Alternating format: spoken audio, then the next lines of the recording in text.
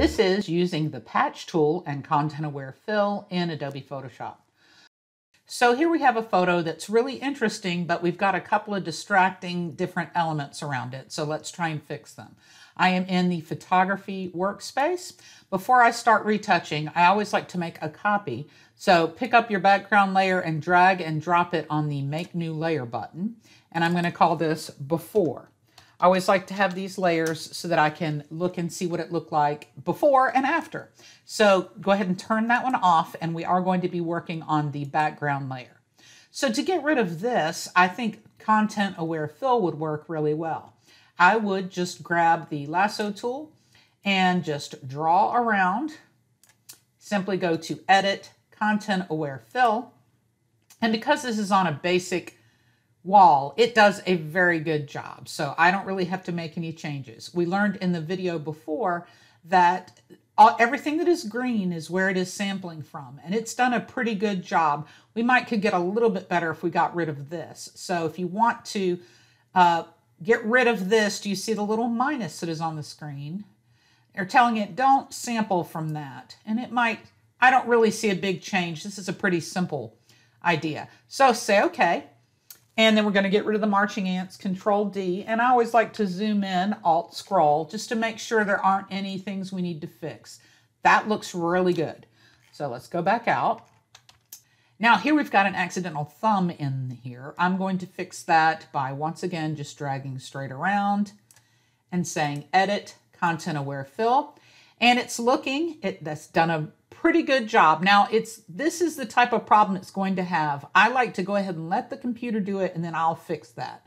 So say okay, and then let's Control D to get rid of the marching ants, Alt Scroll, and we can see that this is kind of not right.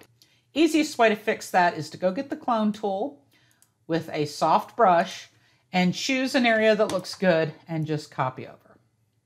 You can see whatever is where the plus sign is where it is sampling. That looks good. So we've got rid of the first two pretty easily, but this is going to be a little bit harder. What I would use for this is the patch tool. I'm just going to grab the patch tool, and I want to deal with what's up here separately from the bottom part because it's got involved with all of these different angles. So just worry about the top. With the patch tool, you can just click and drag.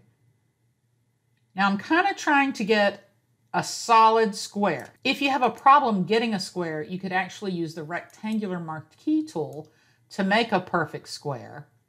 Then go to the patch tool. And we're just going to pick that up and drag it to the area we want it to use to patch.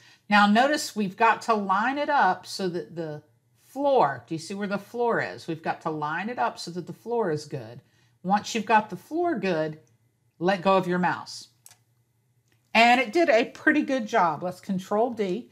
So we've got a little bit of an issue going right here and then right here. This can very simply be fixed with the clone stamp tool. So I'm going to Alt click to grab the sample and then just fill that in. Now down here, I'm zooming in, Alt scroll. We could deal with this a couple of ways. We could try the patch tool again. We could try content aware. Let's try the patch tool. So I'm going to grab the patch tool and draw around it. Pick it up and let's try and find an area that's going to match it. That looks pretty good there. Let go. Hey, that worked pretty well. Control D. We have a little bit of an issue right there, but that looks pretty good.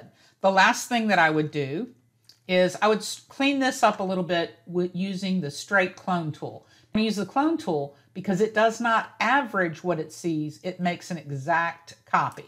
So we're going to Alt click and kind of put some of that back. That's looking better. Let's zoom out and see before and after. Before, after. I think that looks pretty good. Before, after. The last thing I would do is add a little bit of saturation. We're going to add hue and saturation and just pull the saturation up a little bit to make that blue pop. So there we go. There's a before and after using the patch tool and content aware fill.